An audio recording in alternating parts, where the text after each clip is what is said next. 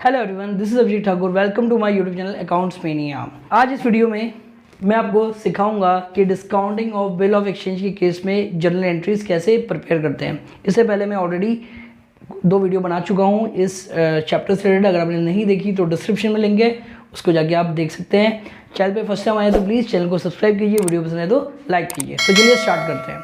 देखिए, discounting of bill of exchange, इसके बारे में मैंने पहले बताया था कि जब ड्रॉर ऑफ द बिल यानी जिसने बिल लिखा है उसको पैसों की जब जरूरत पड़ती है तो वो बिल को क्या करता है, बैंक से कैश करा लेता है ड्यू डेट से पहले। तो उसको ही बोलते हैं discounting of bill of exchange. ठीक है, तो ये मैं इसके बारे में बता चुका हूँ, तो आप प्रीवियस वीडियो में देख सकते हैं। मैं यहाँ पे डायरेक्टली आपको अकाउंटिंग ट्रीटमेंट बता रहा हूँ कि जर्नल एंट्री कैसे बनानी है। मान लीजिए 2 पार्टीज हैं, ए एंड बी। ठीक है, ए है ड्रॉर और बी है ड्रॉई।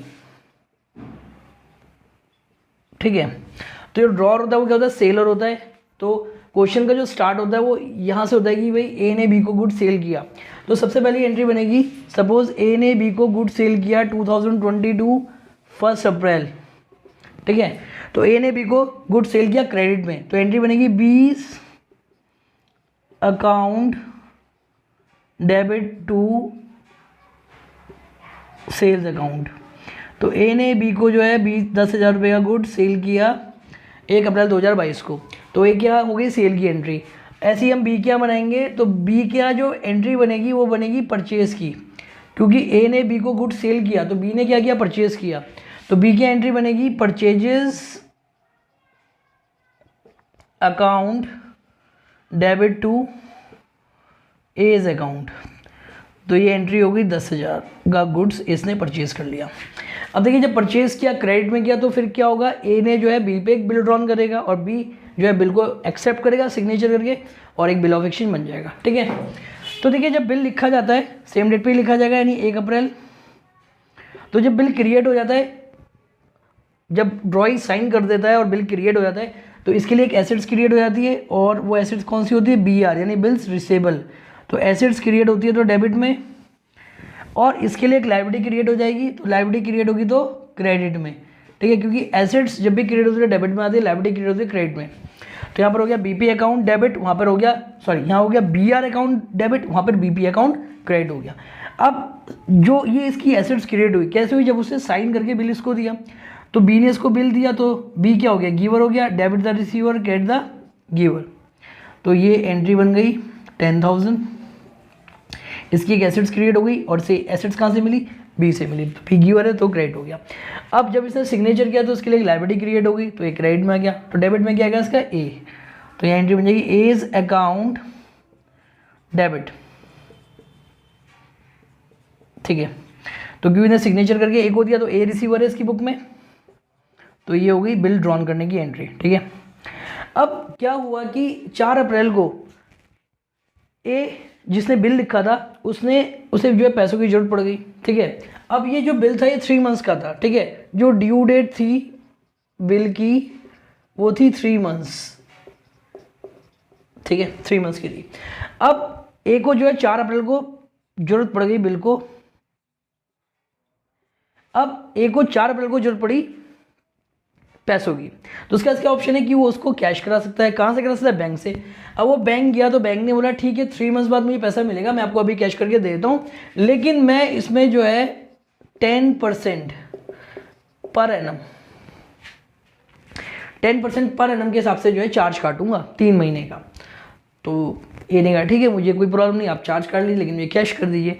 तो अब देखिए, अब जो बिल डिस्काउंटेड की एंट्री होगी वो यहाँ पर होगी, यहाँ पर कोई एंट्री नहीं होगी। ठीक है, क्योंकि ए ने बिल डिस्काउंट किया, बी को से कोई लेना देना नहीं है, तो यहाँ पे एंट्री क्या होगी। अब जब इन्हें डिस्काउंट किया तो उसका पैसा आ रहा है तो बैंक अकाउंट डेबिट। ठीक है, अब पूरा पैसा नहीं मिलेगा, अब बैंक को चार्ज काटेगा जिसको बोलते हैं डिस्काउंटिंग चार्जेस। तो डिस्काउंटिंग चार्जेस क्या होगा, इसके लिए एक एक्सपेंसेस है, तो यहाँ लिखेंगे डिस्काउंटिंग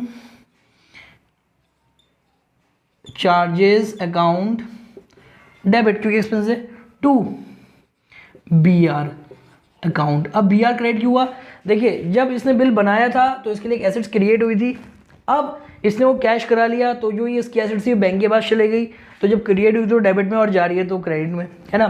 अब देखिए बिल कितने का था, 10,000 का। अब देखिए हम यहाँ पर डिस्काउंटिंग चार्जेस की कैलकुलेशन करेंगे। डिस्काउंटिंग चार्जेस, ठीक है।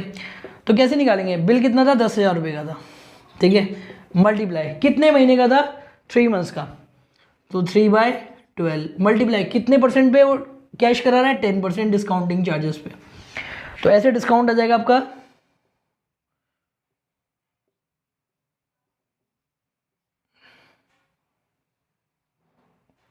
तो ये डिस्काउंट हो गया आपका 250 रुपीज़, ठीक है। 250 यानी बैंक ने क्या किया? 10,000 में 250 डिस्काउंट चार्जेस काट लिया, तो ये डेबिट हो गया। तो 10,000 माइनस 250 तो 9750, यानी बैंक ने उसको 10,000 के बिल के कितने रुपए दिए? 9750, ठीक है।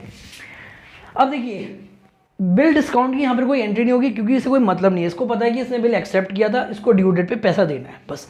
अब ड्यू डेट पे पैसा दे देगा, तो ड्यू डेट कब निकलेगी? देखिए 1 अप्रैल को बिल लिखा था, 3 महीने का बिल है, तो 1 मई को 1 महीना होगा, 1 जून को 2 और 1 जुलाई को 3 महीने। तो 1 जुलाई को 3 महीने, 3 दिन आप इससे ऐड करते हैं, ग्रेस पीरियड मैंने बताया था। तो 4 जुलाई इसकी ड्यू डेट हो जाएगी, 4 जुलाई, ठीक है। तो 4 जुलाई को ये पेमेंट कर देगा, बट ये पैसा भी इसको नहीं मिलेगा। अब देखो ड्यू डेट पे इसकी यहाँ कोई एंट्री नहीं बनेगी क्योंकि ये ऑलरेडी बिल को कैश करा चुका है। अब जो ये पैसा दे रहा है किसके पास जा रहा है? बैंक के पास जा रहा है। तो यहाँ पर अमाउंट, यहाँ पर जो एंट्री होगी वो क्या होगी? अब देखिए ये अपना बिल पेमेंट कर रहा है, तो बीपी क्रेडिट है, तो बीपी क्या हो जाएगा? Debit, bills payable account debit, और 2 पैसा जा रहा है बैंक अकाउंट 10,000, ठीक है। तो देखो इस तरीके से ये एंट्री हो जाती है। तो ये चाहे डिस्काउंट कराए या किसी को दे दे बिल, उससे इसको कोई मतलब नहीं, इसका कोई एंट्री नहीं होगी। तो इसी वजह से बिल डिस्काउंट की यहाँ पर कोई एंट्री नहीं हुई। अब जब इसने ड्यू डेट पे पेमेंट किया तो ये पेमेंट कर रहा है और पैसा किसके पास जा रहा है? बैंक के पास, क्योंकि बिल किसके पास है? बैंक के पास, इसको कुछ नहीं मिल रहा है। तो यही होता है आपका discounting of bill of exchange. I hope आपको ये समझ में आ गया। अब देखिए इसके बाद हम नेक्स्ट केस करेंगे, और इसका जो नेक्स्ट केस है वो है endorsement of bill, endorsement of bill. अब देखिए यहाँ पर क्या होता है? यहाँ पर 3 पार्टीज हो जाती हैं, ठीक है। तो सपोज एक पार्टी हो गया ए, एक बी एंड एक सी, ठीक है। अब देखिए ए तो हो गया ड्रॉर और बी हो गया ड्रॉई, और जो सी है वो है पेई। देखिए जब मैंने फर्स्ट वीडियो बनाया था तो मैंने ये सारे टर्म्स आपको एक्सप्लेन किए थे, आप देख सकते हो जाकर। ड्रॉ, ड्रॉय और पेई। ड्रॉर वो होता है जो बिल लिखता है, ड्रॉई वो होता है जो बिल एक्सेप्ट करता है और बिल का पेमेंट करता है, और पेई वो होता है जिसको पैसा मिलता है। तो नॉर्मल केस में अभी तक जो हमने केस देखे उसमें जो ड्रॉर था वही पेई था, क्योंकि ड्रॉर को भी ऐसे मिलता था। लेकिन इस केस में पेई एक थर्ड पर्सन हो जाता है, ठीक है। अब देखिए सबसे पहले क्वेश्चन स्टार्ट होगा नॉर्मली वही कि ए ने बी को गुड सेल किया।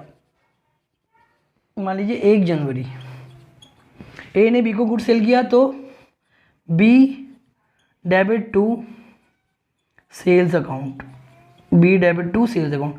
मान लीजिए 10,000 का गुड्स बेचा था, तो बी के यहाँ परचेज की एंट्री होगी। तो बी ने गुड्स परचेज किया 1 जनवरी को, तो एंट्री बनेगी purchases account debit to A's account, ठीक है। अभी तक सी का क्वेश्चन में कोई जिक्र नहीं है, ठीक है। अभी सिंपल ए ने बी को गुड सेल किया और बी ने परचेज किया। अब देखिए इसके बाद अब सेम डेट पे ए ने क्या किया? सेम डेट पे ए ने बी पर एक बिल ड्रॉन किया। तो देखिए बिल ड्रॉन करने की एंट्री आई होप आपको समझ में आई गई होगी, तो मैं डायरेक्टली एंट्री बना रहा हूँ, एक्सप्लेन नहीं कर रहा हूँ।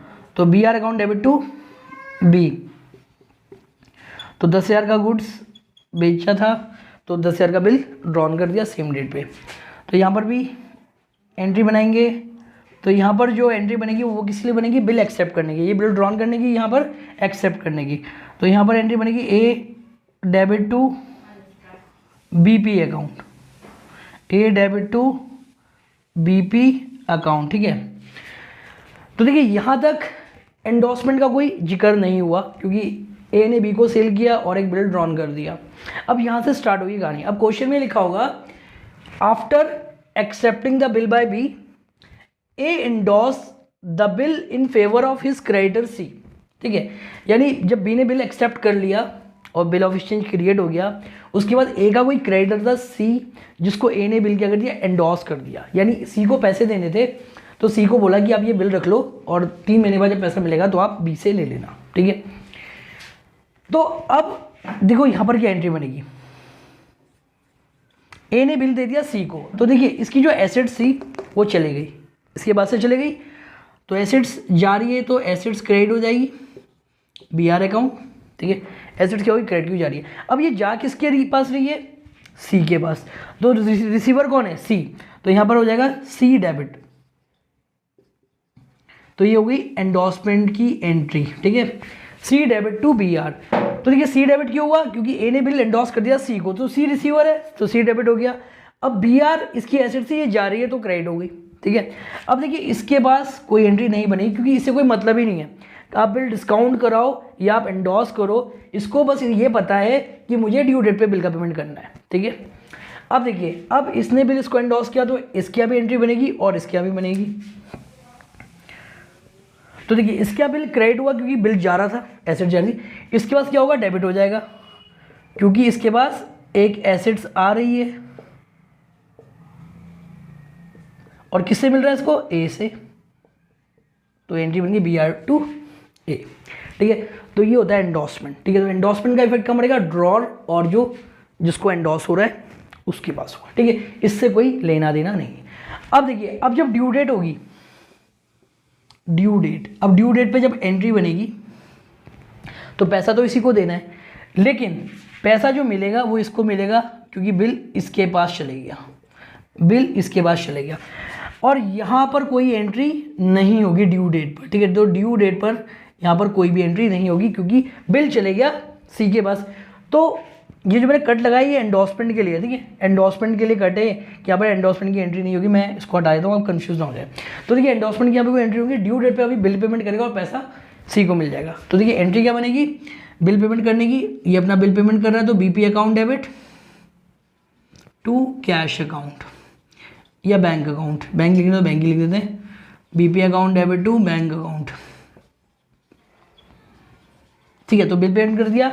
अब क्योंकि ये बिल ए ने सी को एंडोर्स कर दिया था तो अब ये पैसा सी को मिलेगा, ए को नहीं मिलेगा। अगर ए ने एंडोर्स नहीं किया होता तो ए के आए हम ये एंट्री बनाते, तो ड्यू डेट पे इसकी एंट्री बन जाएगी। तो ड्यू डेट मैं लिख भी देता हूँ, तो ये सपोज मान लेते हैं बिल जो है